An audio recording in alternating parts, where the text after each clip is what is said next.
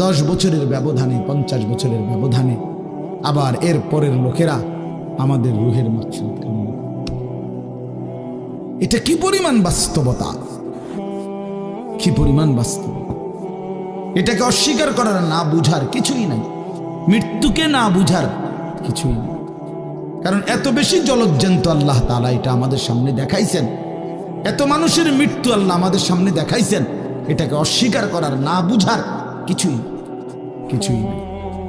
গাফেল সন্তান কোনো কিছুতেই যাকে কোনো আসর করে না। আহা, আপনারা জানেন না, আপনাদের এক এক ছেলের অবস্থা হলো কলিজাটা পাথর হয়ে গেছে। কোনো কিছুই তার কলিজা নাড়ায় না। এত শক্ত জানোয়ার যে খোদার 365 দিনে কোনো দিন ফজরের নামাজ পড়ে না, একদিনও না। মানুষের বাচ্চা